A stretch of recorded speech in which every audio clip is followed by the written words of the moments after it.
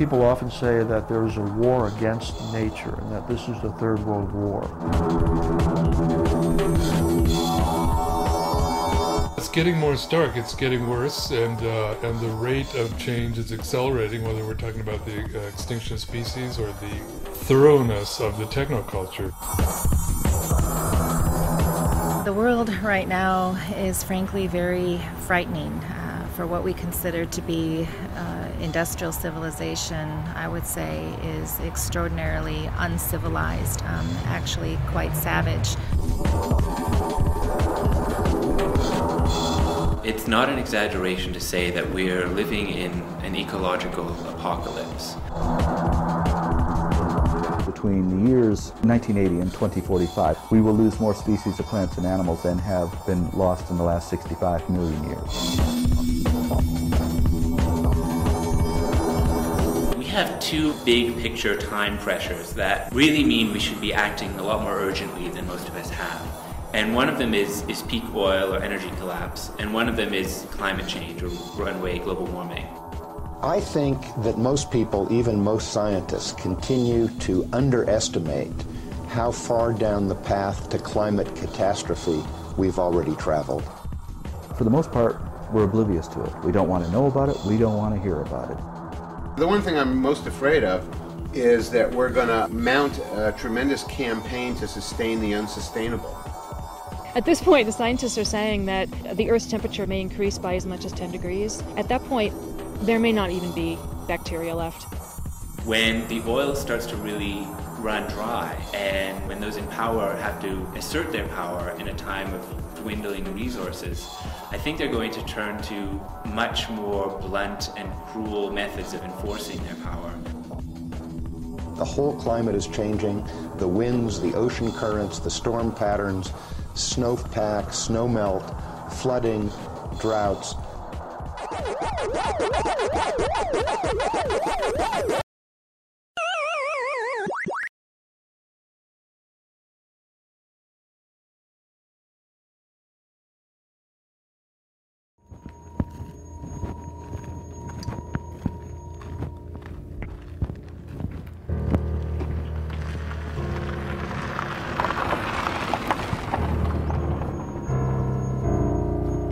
It's stunning how fast the destruction is proceeding.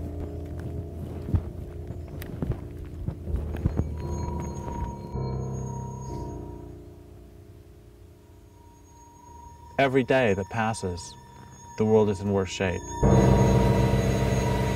The sad-looking man you see on the screen is Derrick Jensen. Jensen is the best-selling author of several non-fiction books, including A Language Older Than Words and A Culture of Make-Believe. His books deal with topics such as surveillance, child abuse, the environment, and something he calls civilization.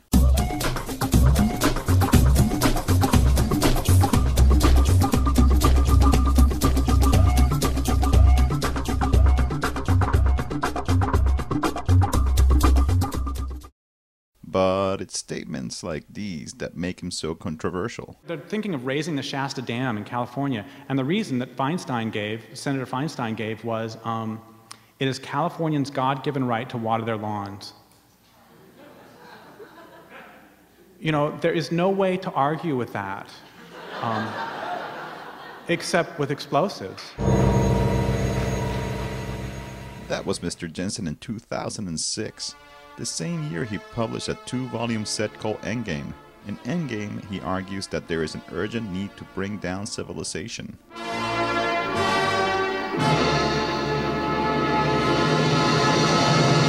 If people would have brought down civilization 100 years ago, people in the Pacific Northwest could still eat salmon. There's going to be people sitting along the Columbia 50 years from now, and they'll be glowing for one thing, but they'll be starving to death, and they'll be saying, I'm starving to death because you didn't take out the dams that killed salmon.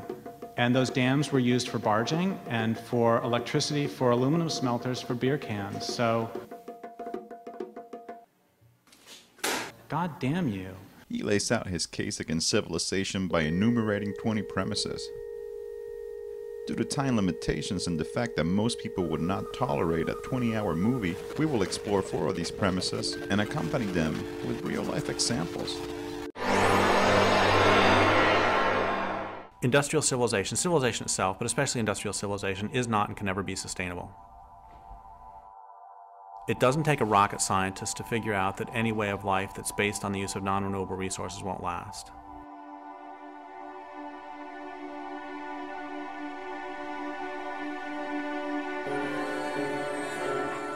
Civilization is a way of life characterized by the growth of cities. So you've got groups of people living in a dense enough population that the local land base cannot support them.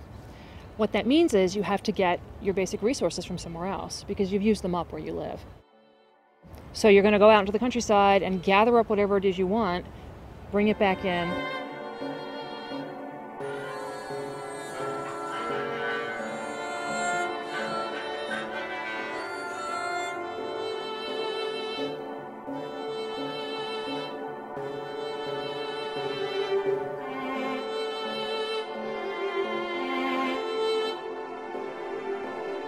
If you require the importation of resources, what that means is you've denuded the landscape of that particular resource.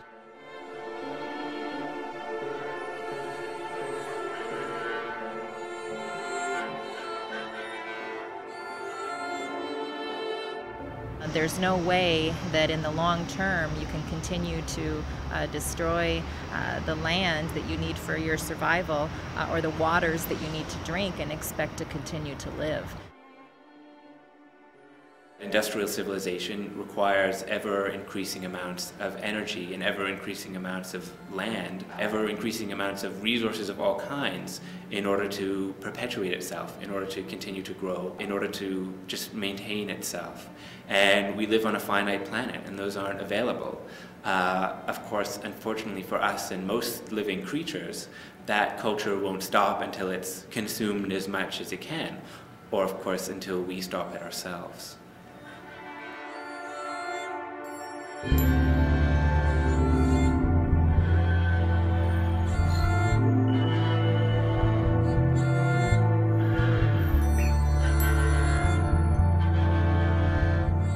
If you have a finite amount of anything, if you start using it, eventually you use it up.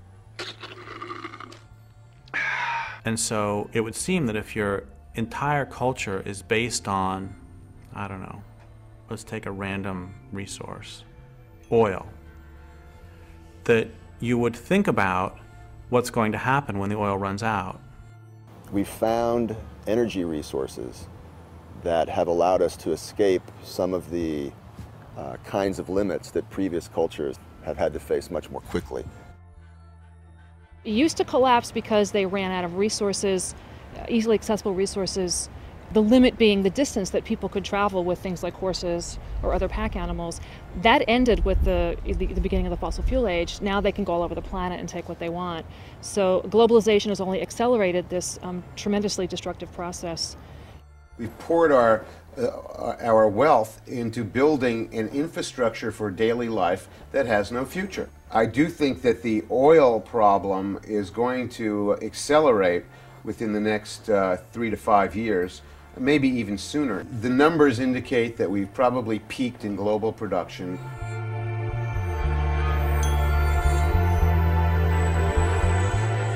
Where do you find the break from that? I mean, it's all of it is a giant machine or ensemble that just moves forward. Technology, for example, never takes a step back. This whole thing just keeps going like a cancer. I don't know of any civilization that's been sustainable. I don't believe there ever has been one.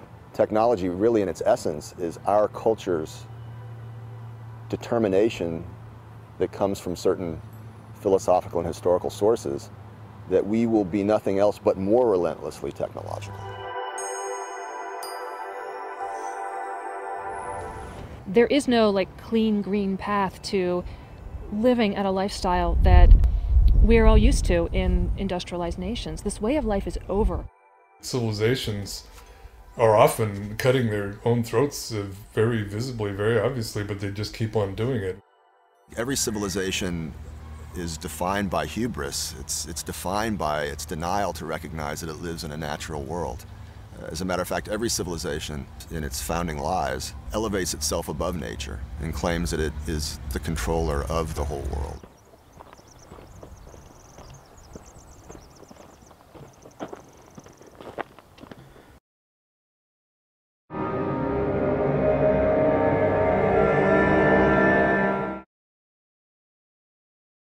The first written myth of this culture is Gilgamesh deforesting the plains and hillsides of Iraq. When people think of Iraq, is the first thing they normally think of cedar forests so thick that sunlight never touches the ground? That's how it was prior to the arrival of this culture.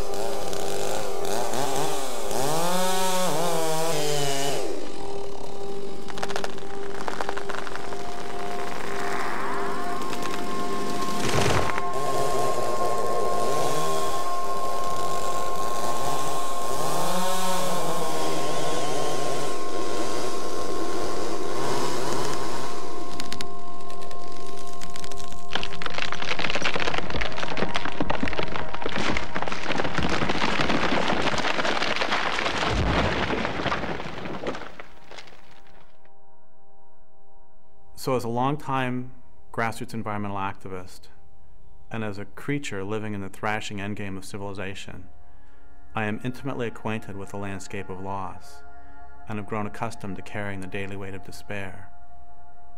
I've walked clear cuts that wrap around mountains and drop into valleys and climb ridges to fragment watershed after watershed, and I've sat silent near empty streams that 2 generations ago were lashed into whiteness by uncountable salmon coming home to spawn and die. Out here in BC and across North America, when they do industrial logging, they actually take and just remove all the trees. They level everything. They leave nothing but stumps and slash piles. And they burn the slash piles and they take out all the timber. And what's left is a wasteland. It's like they take a rainforest and turn it into a desert. That's what a clear cut is.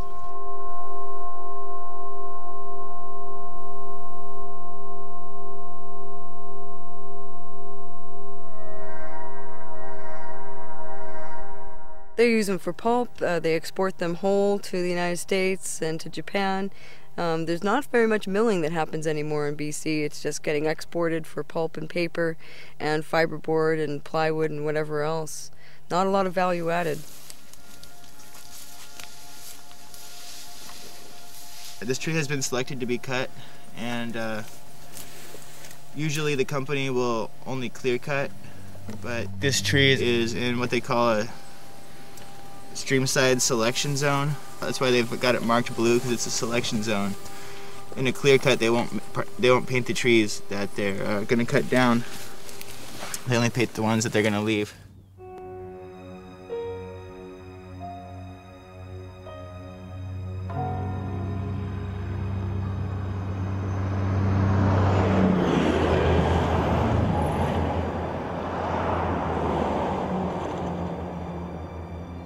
There's still a strong push to harvest as much of the western red cedar as they can. They're bringing in huge helicopters to do that.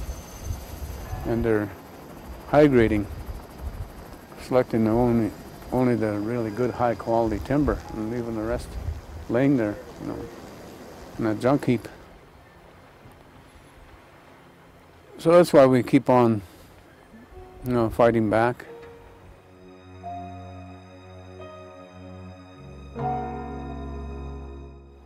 I think the last straw was when they wanted to log the valley of Ista because of its historical and spiritual significance to our people.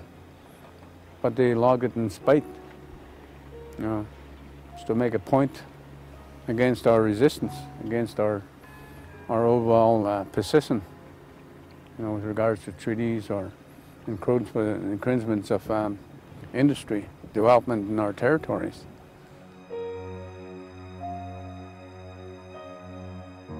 In a lot of these areas, like this clearing behind me up on the hill, you can see the soil is exposed.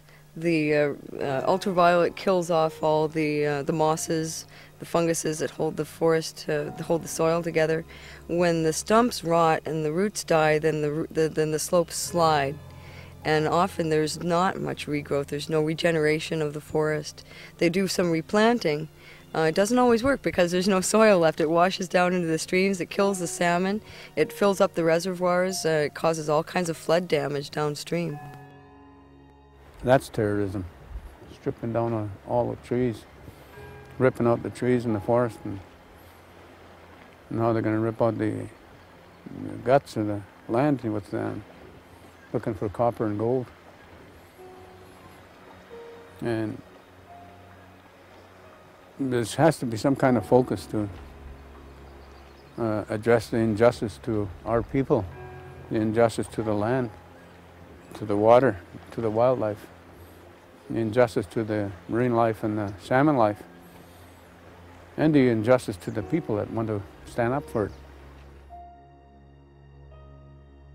When we block the road, these trees are very valuable, and the laws are all profit-driven. They're all driven by the corporations. The police are there to enforce the corporations' right to log, not to enforce our right to stop them and protect the ecosystem. There's so little that's left of the old-growth forest like this that we see on the sides here, that people are putting their bodies on the line. They are willing to make huge sacrifices to stop the forest from being sacrificed, and the water and the air quality and the global climate.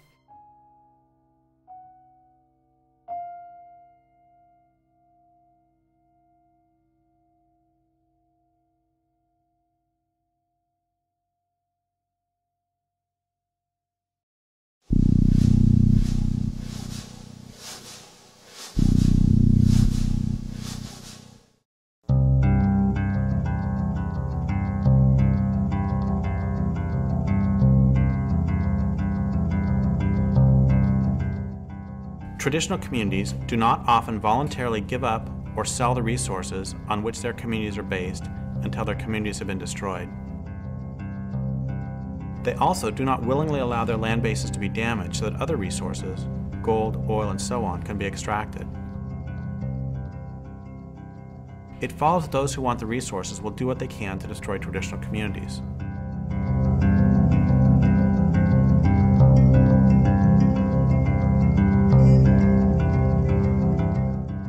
Our people, we say, have been there since time immemorial. Prior to invasion and conquest, colonization, lands in North America were occupied by populations of people that had a profoundly different relationship with the land.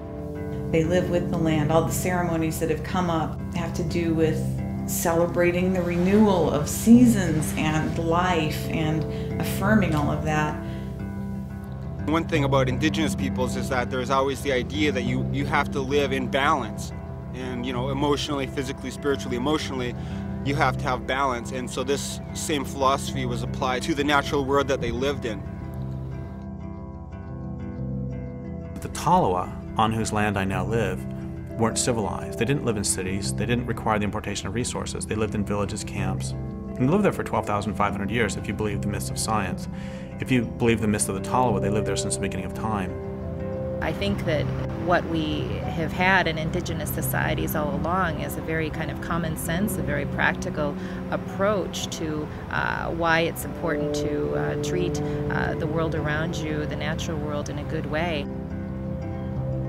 Our people never exploited more than what we needed. We respect the land, we respect the animals, we respect the water, we respect the air, the wind, the fire, all the sacred elements, and we believe that they all are living things. So I suspect that's the way it was before contact. The stories that we have about our relationship to each other and to the land and to any spiritual aspect, any deities, arise from our relationship with the land. And the salmon were considered to be our mentors, caregivers, life givers. They were equal to us. In fact, all things that have form were equal to us. We weren't about dominating.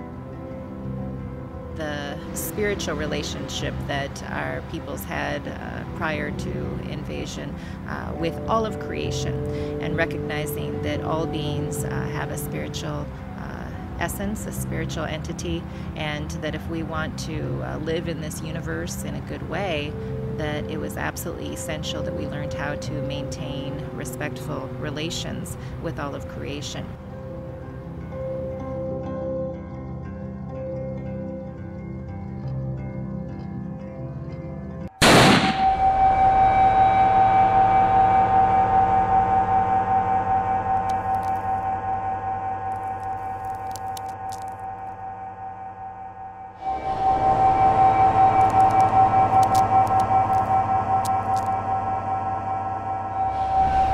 When Europeans came to this land, it was with such a rapacious appetite. It still has not been sated. They brought Christianity, they brought colonization, and certainly they did bring civilization. They came in and they were sent with this commission, they felt apparently, to dominate the land, and it was just basically there for the taking. These people would accept beads or just kind of get out of the way, and of course they had superior firepower at that time too. Right off the bat with Christopher Columbus landing in the Caribbean region on what is today Haiti and the Dominican Republic, they initiated almost immediately a genocide down there that depopulated most of the nation there, the Taino and the Arawaks. And one of the main things that happened was the introduction of diseases, which was basically biological warfare.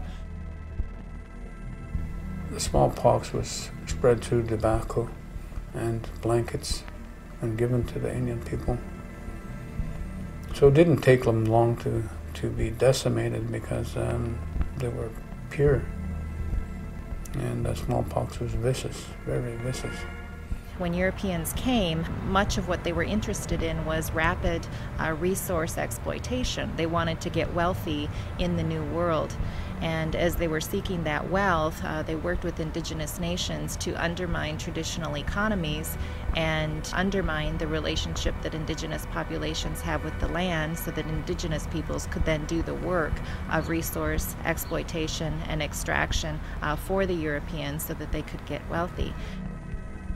In imposing those things on indigenous peoples, of course, they destroyed indigenous peoples and their nations and their way of life. Generally, indigenous peoples suffered 90% or more depopulation rate upon having contact with Europeans. It was a genocide, war for territory, because the Europeans wanted to take the resources.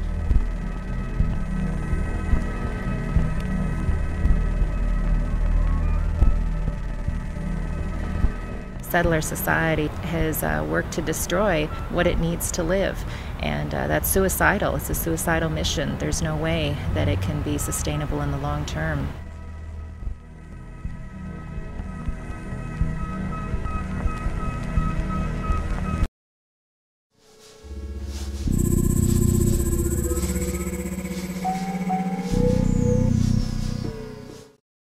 I gave a talk in Oregon a couple years ago, and this guy afterwards said, you know, you talk a lot about this culture being based on violence, but I don't see it. You know, I'm not violent.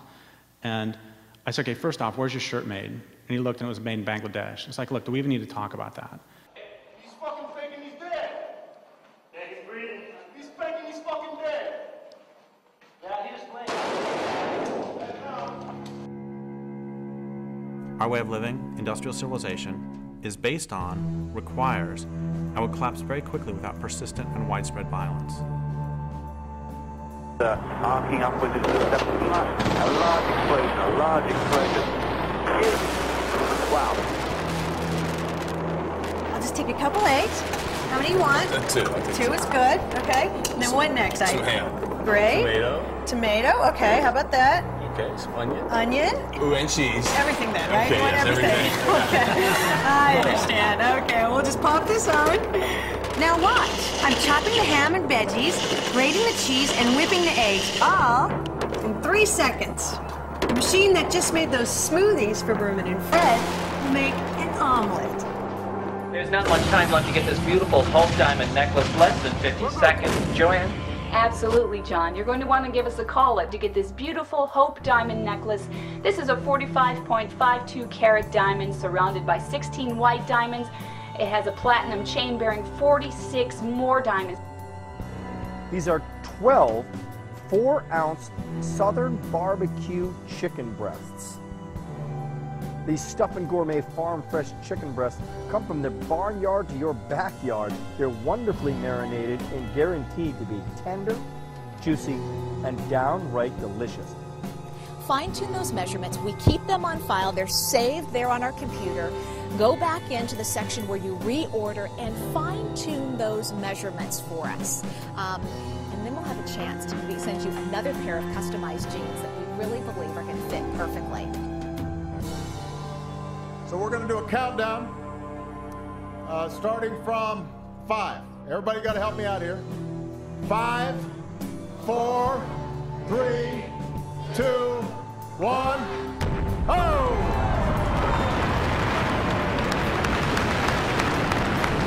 It worked.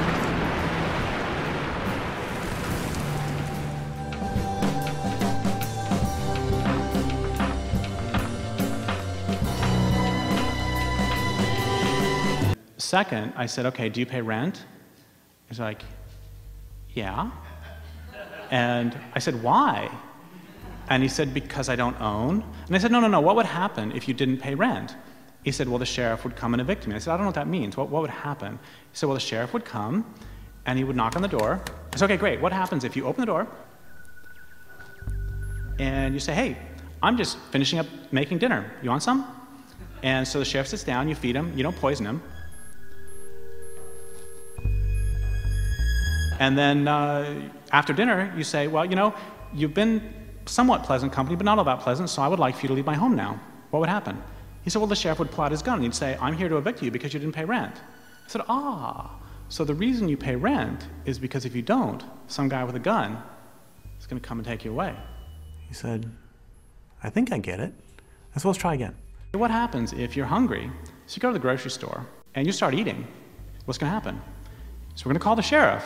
I said, yeah, it's the same guy who's going to come with a gun and take you away. He's a real asshole, isn't he? So one of the reasons we don't see a lot of the violence is because it's exported. And another reason we don't see a lot of the violence is because we've been so metabolized into the system that we bought into this strange notion that it's okay to have to pay to exist on the planet.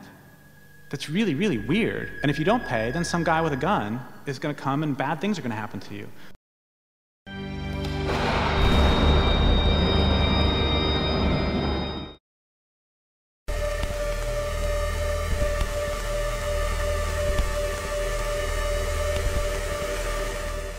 A few years ago, I got a call from a friend of mine. She's an environmental activist. She was crying, and she said, this work's just killing me. It's breaking my heart. I said, yeah, I know, it'll do that. And then she said, the dominant culture hates everything, doesn't it? I said, yeah, it does, even itself. She said, it has a death urge, doesn't it? I said, yeah, it does. She said, unless it's stopped, it's going to kill everything on the planet, isn't it? And I said, yeah, it is, unless it's stopped. And then she said, we're not going to make it some great new glorious tomorrow, are we?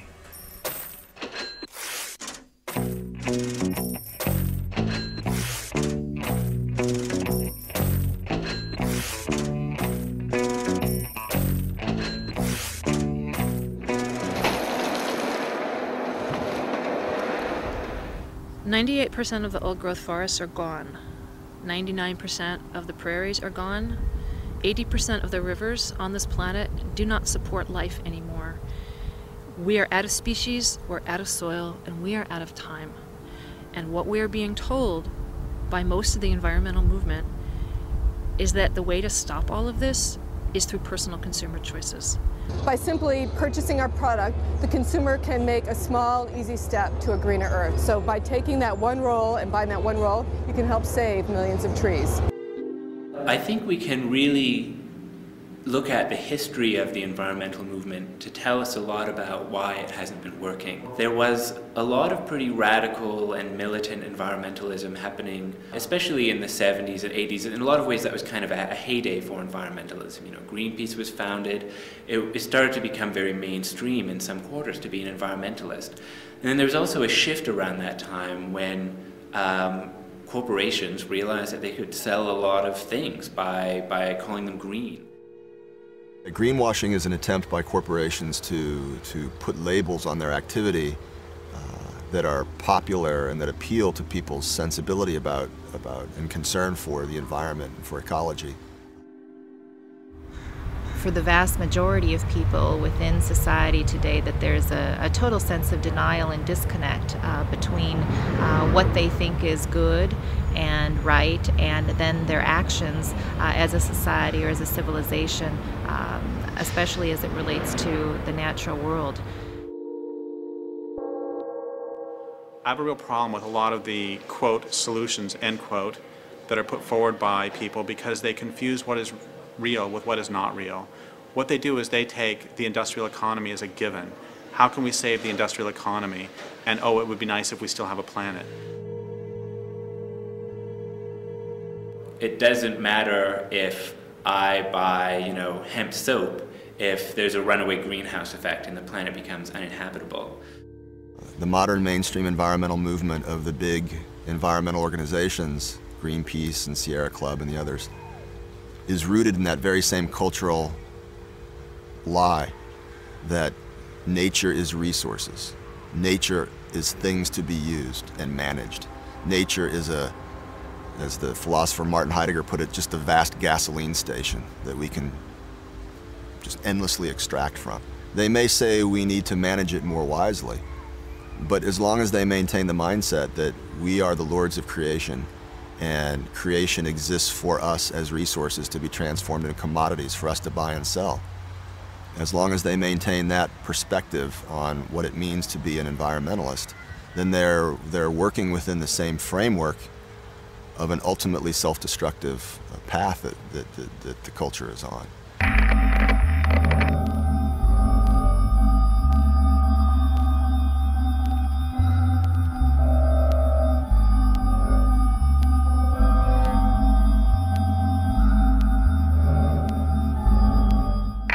The marketplace is also going to be very important.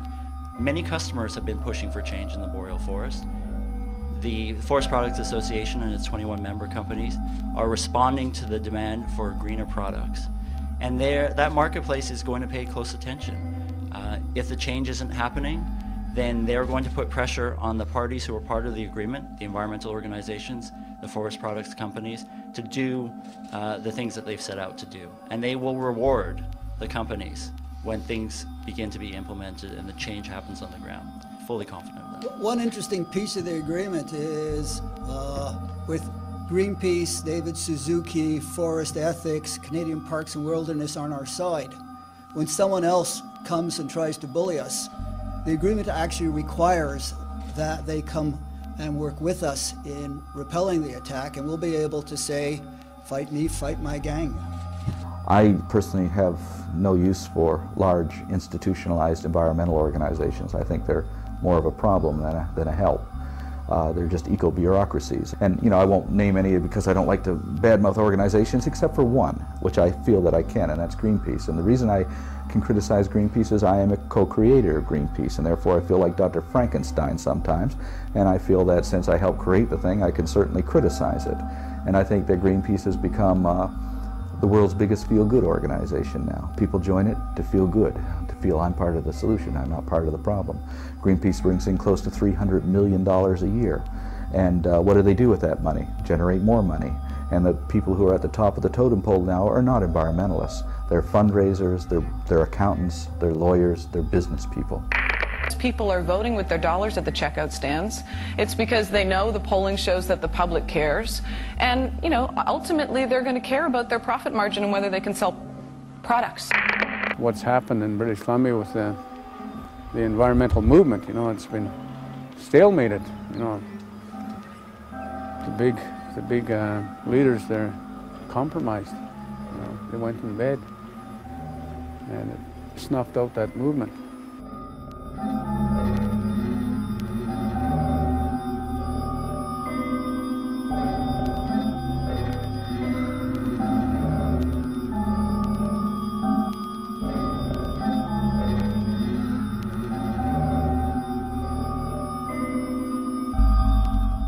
So what happened was there was direct action, there were blockades, there was an international market campaign that put a lot of pressure on the companies that were logging in the Great Barrier Rainforest. But the end result was that all fed into a closed-door negotiation with Sephora Berman leading the negotiation, or as chief negotiator on the conservationist side, where a lot of the groups that actually did the work, the direct actions, and did the market campaigns were shut out of the process.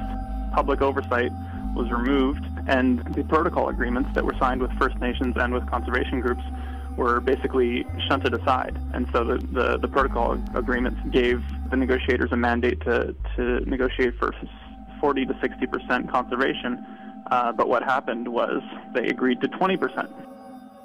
It's not strange to me when people tell me that Oh, you know that the former president of Greenpeace now works for the logging industry of Canada. The former president of Greenpeace Australia now works for the mining industry. The former president of Greenpeace Norway works for the whaling industry. See, because it's just one corporate job to the next.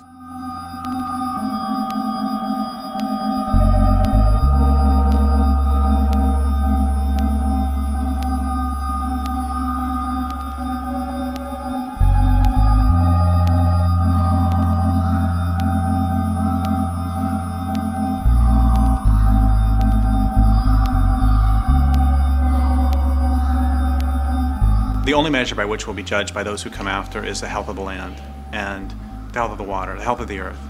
They're not going to give a shit as to whether we recycle. They're not going to give a shit as to whether we wrote our legislators. They're not going to give a shit as to how hard we tried. What they're going to care about is whether they can breathe the air and drink the water, whether the land will support them.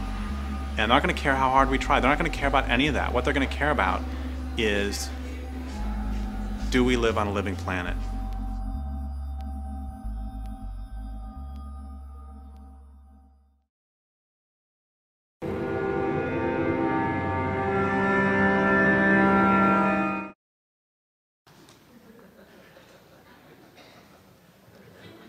Okay, so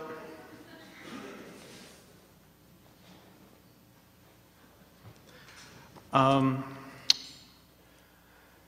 don't know if you know this, but the original draft of the movie Star Wars was not written by Lucas. The original draft was written by environmentalists, and it's a little bit different.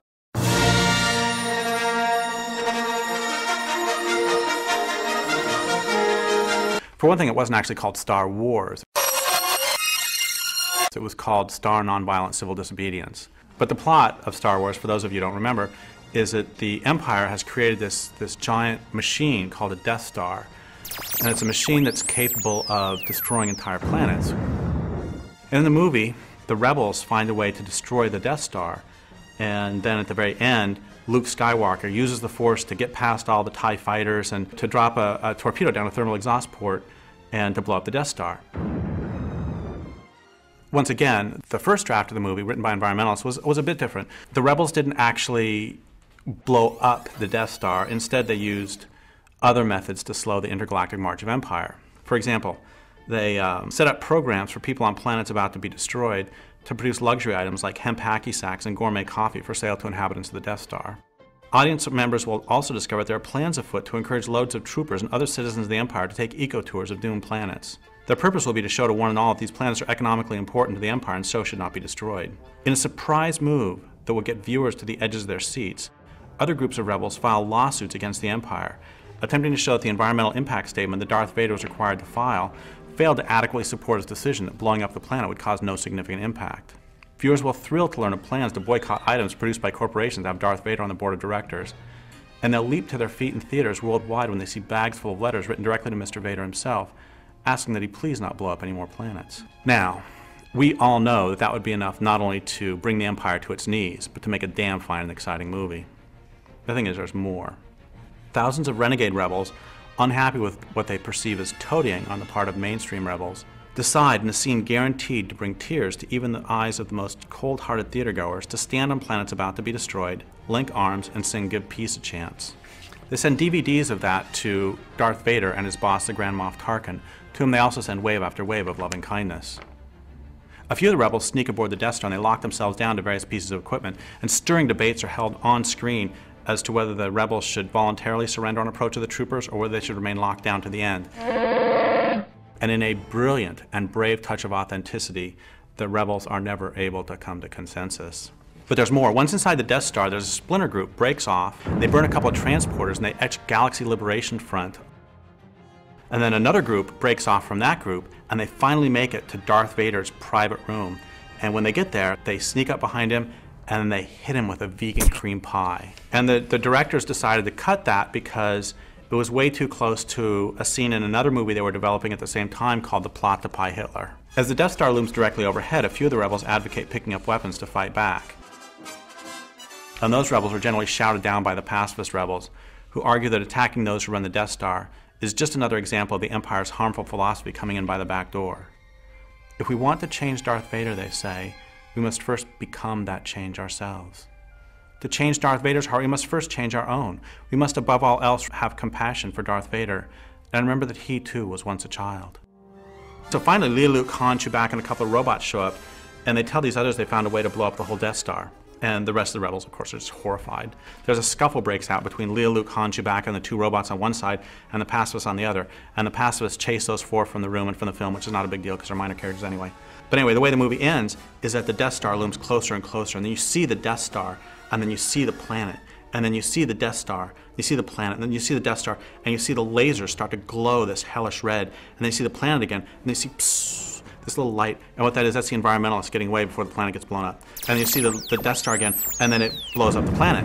And then the final shot of the movie, which reveals what a complete triumph this was for the rebels, is a still showing an article on the lower left of page 43 of the New Empire Times that devotes a full 3 sentences to the destruction of the planet. So it's like, yeah, we got some press.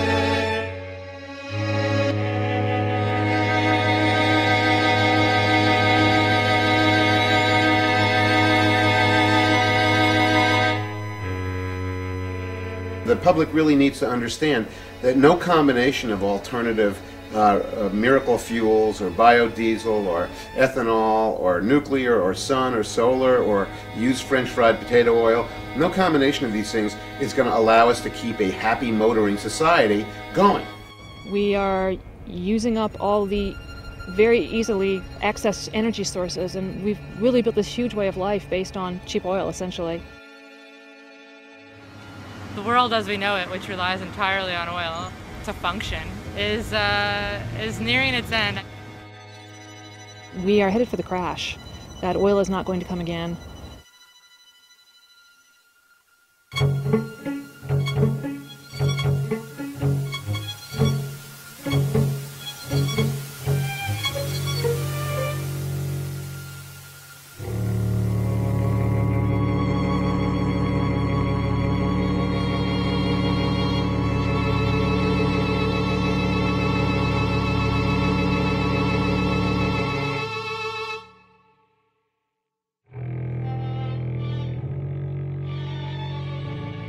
Tar sands are probably one of the biggest industrial projects in the history of mankind.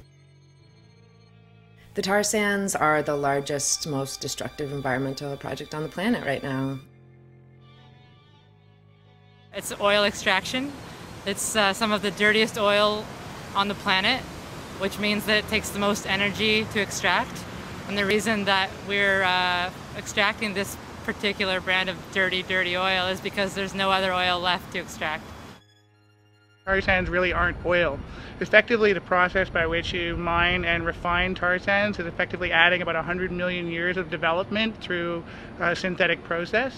The tar sand deposit in an area that covers the size of the state of New York or larger than England is already considered the largest industrial project in human history, and it's barely begun. They extract it from the sand by steaming and heating water and basically boiling it.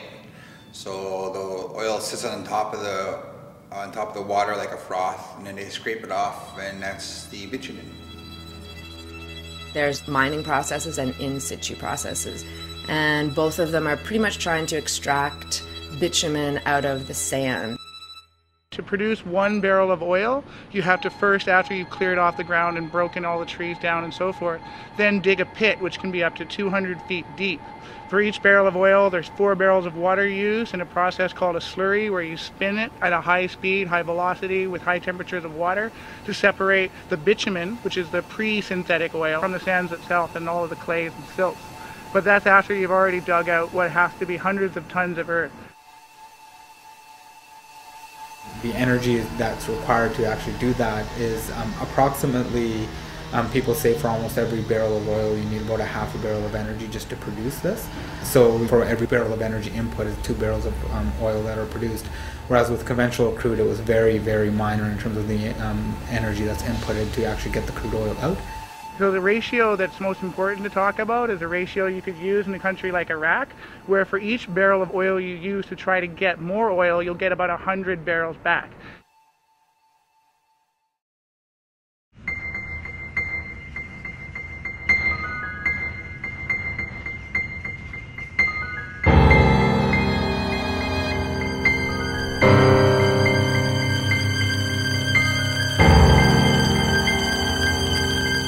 The Athabasca River, which runs through northern Alberta, where you have like many different native communities living along the river, is being sucked of its water to fuel the tar sands operations. Because of the contamination of the river from oil sands discharges of things like oil and grease and treated sewage into the Athabasca River. And sometimes there's accidents of spills of these toxic chemicals directly into the Athabasca rivers.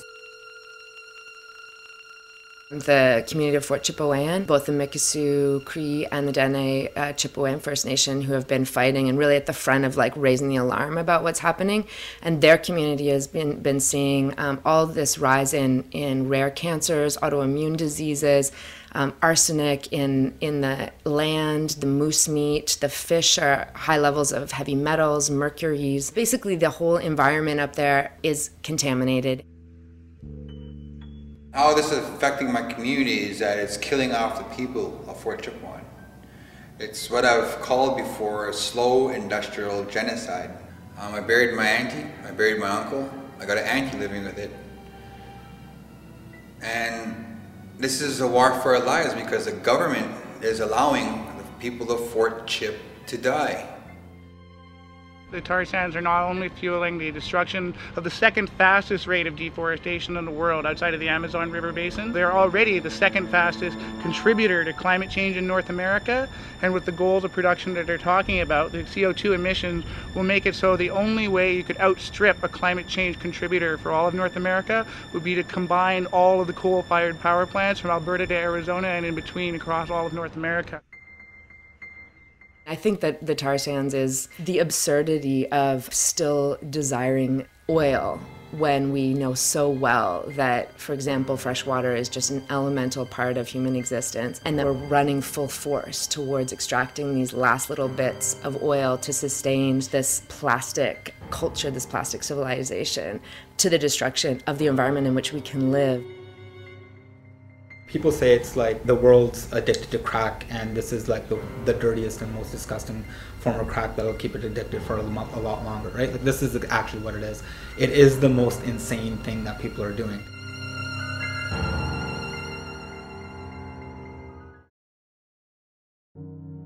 We probably agree that civilization is going to crash whether or not we help bring this about.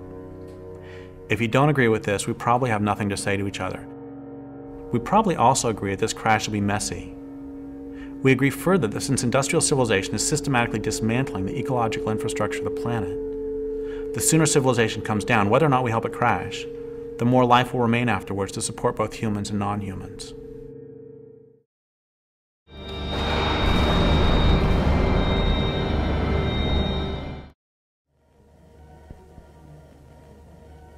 The genesis of Endgame, really, the book, was really because I did some talks around the possibility of fighting back, and the response by the audience was really predictable. If it was an audience made up of sort of mainstream environmentalists and peace and social justice activists, often they would put up what I've taken to calling a Gandhi shield, which is they would say the names Martin Luther King, Dalai Lama, and Gandhi again and again as fast as they can to keep all evil thoughts at bay. And if it was grassroots environmentalists, they would do the same thing, but then they would come up to me afterwards and they would say, "Thank you so much for bringing this up."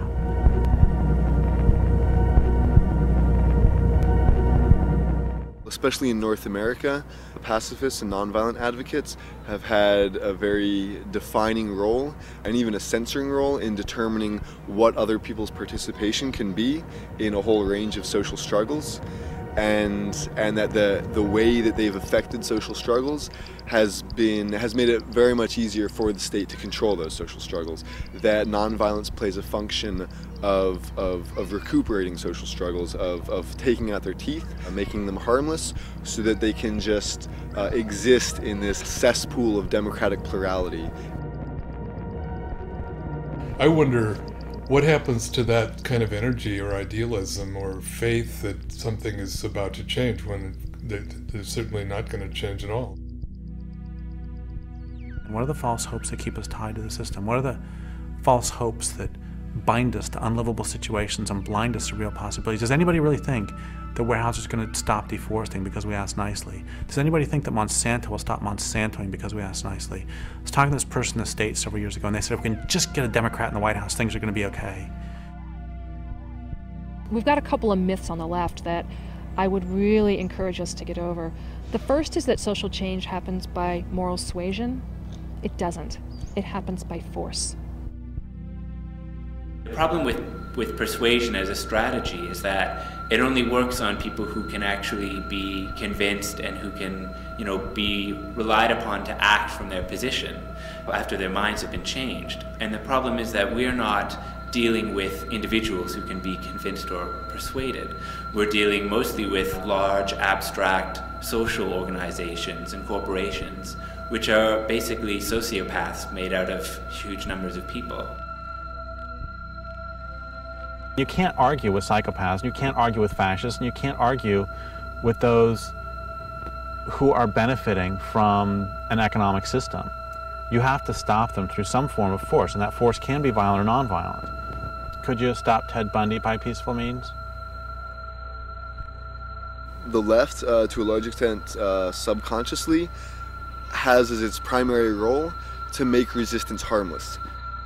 States have recognized that resistance will never disappear, that struggles will never disappear, and in the past they tried suppressing struggles the first time that they show their heads, that there's any sign of them, and that proved ineffective. So nowadays the way that states rule is by accepting the inevitability of conflict and resistance and just trying to manage it permanently. Keep the march going. There's nothing happening here.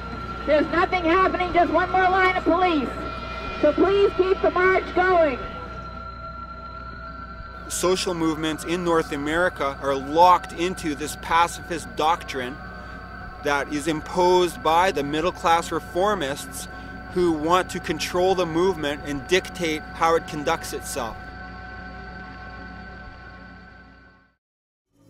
Advocates of nonviolence, they frequently say that nonviolence works, and the principal examples that they use of that are Gandhi in India and Martin Luther King in the US. The problem with that is that this constitutes a really great historical whitewashing, that in fact the resistance in India was incredibly diverse, and Gandhi was a very important figure within that resistance, but the resistance was by no means pacifist in its entirety. Gandhi gets used as a way to shut down conversation. Especially in the West, Gandhi's used as a way to sort of quell any ideas of either direct action or what's perceived as violence, or sort of like, resistance that goes beyond what is seen as sort of like a pacifist or a peaceful means of resistance. For years, I really bought into the whole Gandhian myth that is really sort of forced down the throat of activists in the United States. And the people who disabused me of that myth were when I first actually met some people from India. The people I talked to certainly didn't deify him, and many of them despised him. And they felt he was a collaborator, and he was somebody whom the British could work with. Gandhi's very well known in the West, but when you go to India, there's a freedom fighter and revolutionary leader called Bhagat Singh, who's in India probably almost as well known as Gandhi, as a part of the independence movement and sort of a leader in the independence movement. But in the West, most people probably have never heard his name. And the reason why that is that he used direct action tactics. There were generals of the British Army that were killed there was a bomb thrown in a British assembly to basically attract the attention of the public. There were, weapons that people were getting off of railway cars. With Gandhi in the Indian National Congress, where you had the moderates and the extremists. The moderates were legal constitutional reform was their only method, and they were criticized for being a middle-class clique, for being too slow, for being too legalistic, and for being basically ineffective. The extremists, on the other hand, were being accused of being too aggressive, of being too fast and reckless and irresponsible. Gandhi basically got negotiating power from the fact that there were other elements in the struggle which were even more threatening to British dominance. So the British specifically chose to dialogue with Gandhi because he was, perhaps for them, the least threatening of the important elements of resistance. Gandhi came in as being the middleman. His theory of nonviolent passive resistance seemed to be a bridge between the extremists and the moderates. The British were bled white after World War II and didn't have the morale left anymore for a big fight, and they helped choose somebody that they could work with. They knew a revolution was coming and they wanted to blunt it as much as they could. India went from being a colony to a neo-colony. The British were still able to maintain their interests less directly with Indians being in positions of management.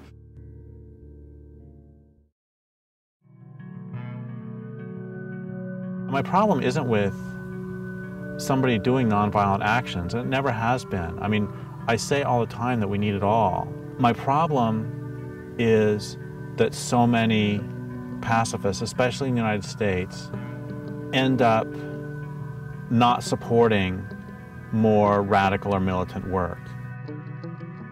The problem when this debate comes up is that you can't just assume that people that are resisting and are using a means of resistance haven't thought about what they're doing. And that's what I think often is the problem. When people decide to take certain actions, and when people decide that, hey, our marches aren't enough, or they're doing this or doing that, there's this assumption by a lot of people that want to toe the Gandhi line is that, oh, they're just not thinking about it. What most states will choose to do in similar circumstances is to find the elements of the resistance that are most easy to control and most easy to co-opt, to negotiate with them, and then to hand over power to them in order to continue the system that had already existed. So again, you have the state doing the same thing it did with Gandhi and Martin Luther King, it does with, for example, the environmental movement. So it invites the responsible leaders of the environmental movement in to inquiries, government commissions, debates. It recognizes them. They're the legitimate leaders because, again, it doesn't want the movement to begin to adopt more militant resistance tactics. The powerful do not ever give up without a struggle. I mean, those are the famous words of Frederick Douglass when he said, "Power concedes nothing without a demand. It never has, and it never will."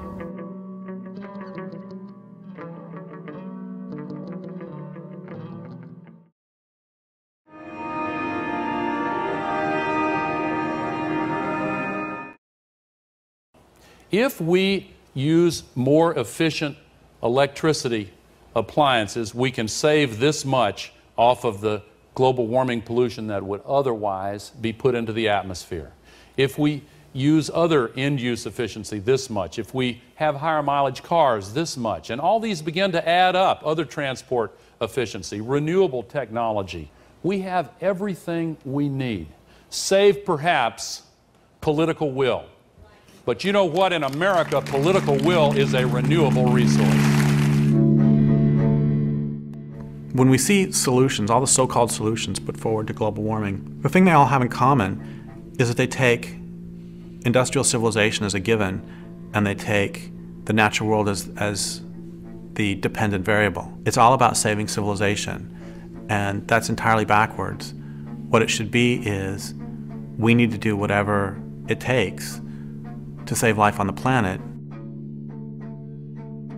In the next 40 to 50 years, we're going to see the extinction of more species than we've seen in the past 65 million years.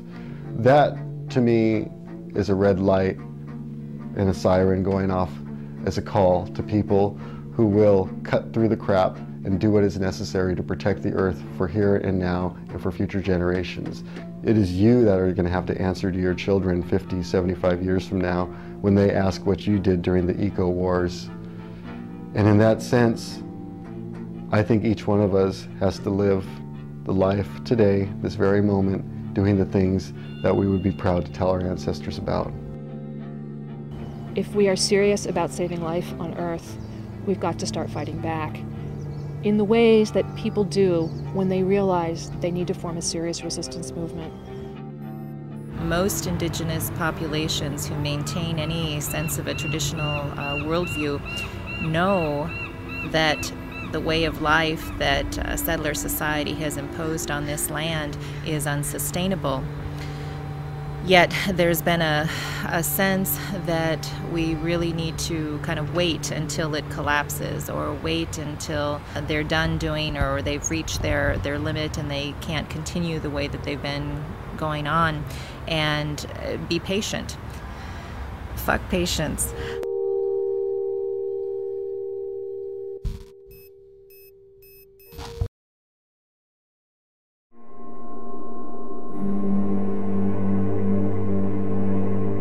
I think really the big problem is power, and that's something that liberals have a lot of trouble kind of thinking about or wrapping their heads around.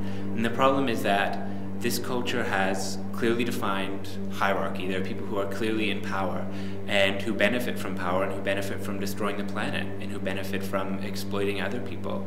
And they've been doing that for a long time, and their power is more important to them than anything else.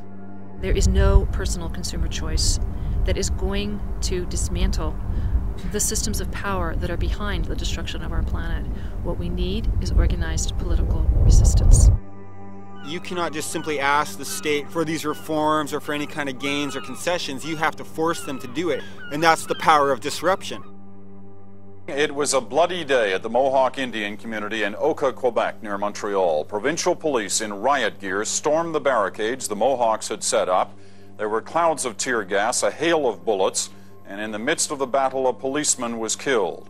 All this because of a dispute over a piece of forest the Indians claim is theirs, a forest town council wants to bulldoze to expand the local golf course. The police retreated as abruptly as they'd attacked, leaving behind their cruisers. They also left a heavy front-end loader, which the Mohawks immediately put to their own use. The police cruisers, crushed and useless, became barricades themselves. We treat these trees and the land like our mother. These people are raping our mother. What would you do if they raped your mother? These politicians are servants of the system. It's their job to keep it going. It's their job to keep profit rolling in for the ruling class. And they will never, ever act in the people's interests or in the interests of the planet. It doesn't matter what we say. The only thing that they will respond to is force and the threat of social disruption. And even if we allow them to stay in power, they will always take back any gain that we manage to get from them.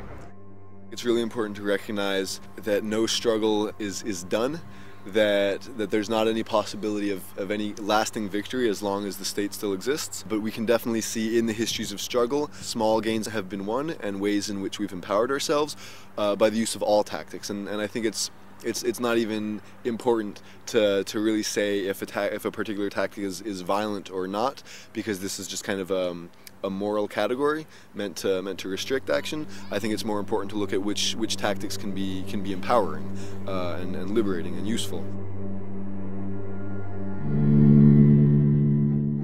Purely above ground means are designed to facilitate the expansion of global capitalism. These are serious power structures that are making vast sums of money. They are backed up by the power of the armed state in every way imaginable. They've got armies on their side, they own the mass media, the banks, all the money is on their side. If there's any doubt about the leadership that our military is showing, you just need to look at this F-18 fighter and the light armored vehicle behind me. The Army and Marine Corps have been testing this vehicle on a mixture of biofuels, and this Navy fighter jet, appropriately called the Green Hornet, will be flown for the first time in just a few days on Earth Day. Request permission to engage. Picking up the load. Returning information Come on, let us shoot. A Bushmaster, Crazy Horse 1-8. We're taking him. Bushmaster, Crazy Horse 1-8. This is Bushmaster 7, go ahead. Roger, we have a black SUV or bongo truck picking up the bodies. Request permission to engage. Bushmaster 7, roger. This is Bushmaster 7, roger, engage. 1-8, engage. Clear. Come on. Clear.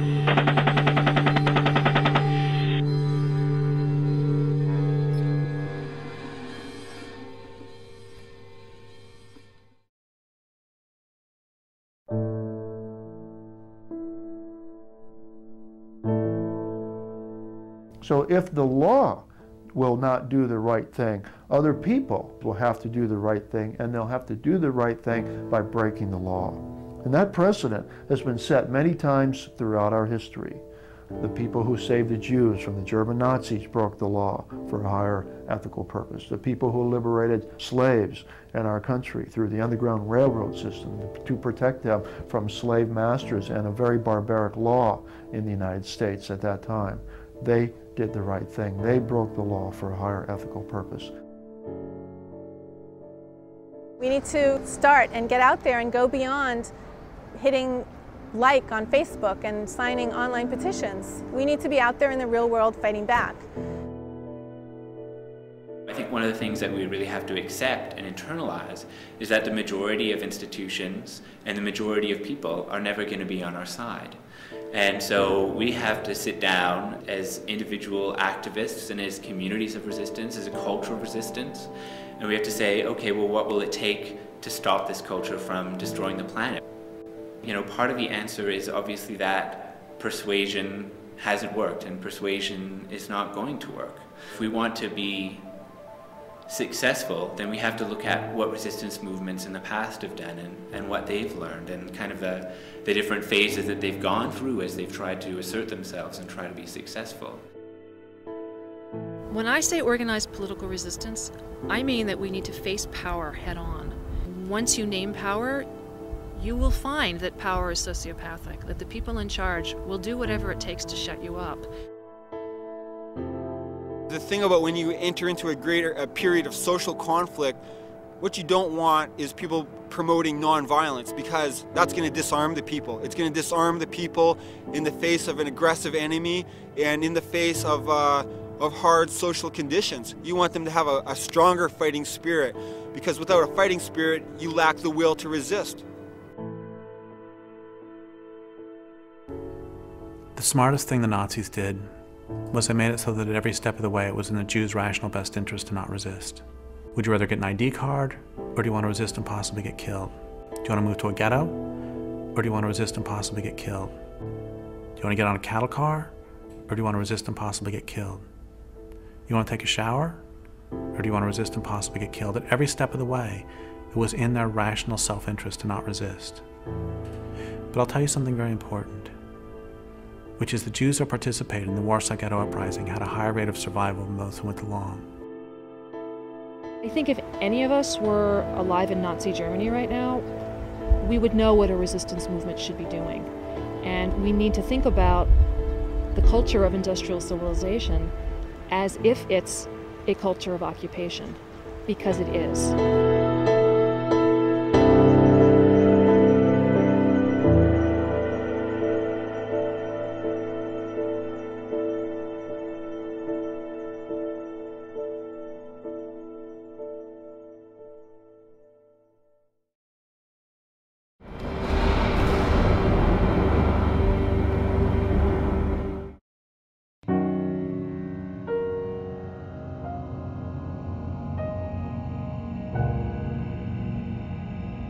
If Nazis or other fascists took over North America,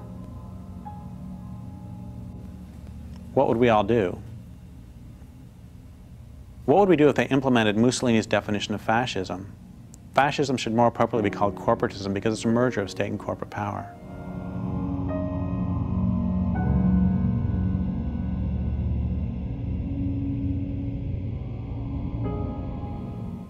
What if this occupied country called itself a democracy, but most everyone understood elections to be shams, with citizens allowed to choose between different wings of the same fascist or following Mussolini corporate party? What if anti-government activity was opposed by stormtroopers and secret police? Would you fight back? If there already existed a resistance movement, would you join it?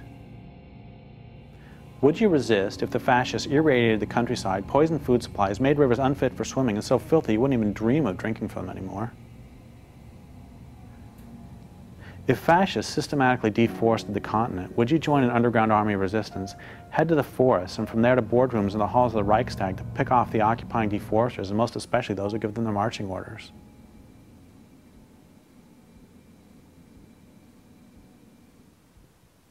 Give me a threshold, give me a specific point at which you finally take a stand.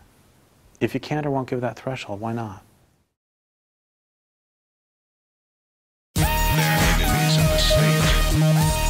Yeah, yo, I ain't got any time to waste on this one. I gotta get right on it, like, yo. When I face the page, I place the rage, place it into stasis. I write it and erase it. That's a basis, cover all the bases. Watch what you say on the cell, they're gonna trace it. Stack deck, don't expect any aces. Camera eyes, watch you in public places. And I hate this, so I take this mic and I write like these words on my legs, and they walk me through my paces. People chasing glittery lights, but I've seen the heights. My time is not wasted, I'm tracing the sky with weed smoke that I took me to all the spaces of mine. In time, look, just face it, this life is mine. That's why I'm not racing the finish line. Will come with time, the moment designed to shine, I won't replace it. So I take my time, grind it up and break it, roll it up so fine, light it up and blaze it, smoke a blunt, smoke 'em up. And times on the grind, train and throw the signs, take your fist and raise it up to the sky. See the fire in the eye, do or do not do. There is no try, hard to find what's true. That is no lie. If they clip your wings, how you gonna fly? Are you gonna lie? You're gonna die. So until that day, are you gonna try? One by one we multiply. Eyes to the sun, just let it shine now. Now get into it. Now choose your side. We got to do it. The time is right. Now get into it. Now change your life. Only you can do it. The time is right.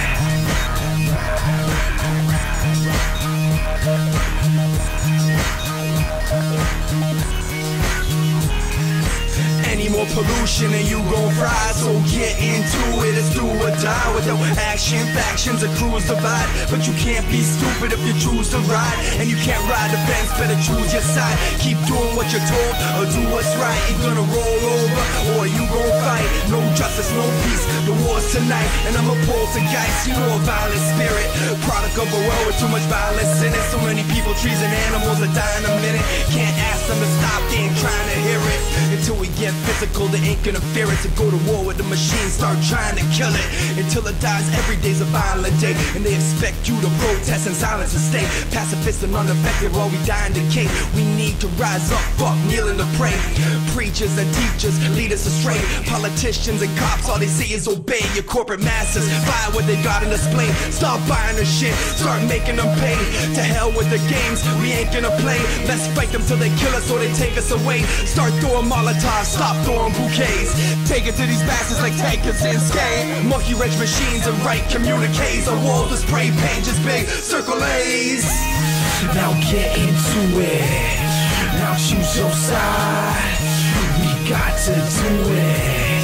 The time is right. Now get into it. Now change your life.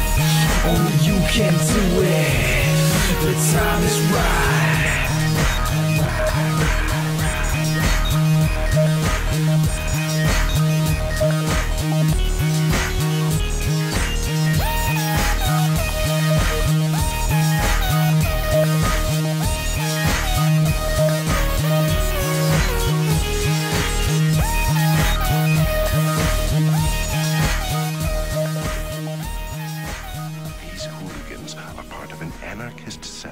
Agents have been tracking for weeks.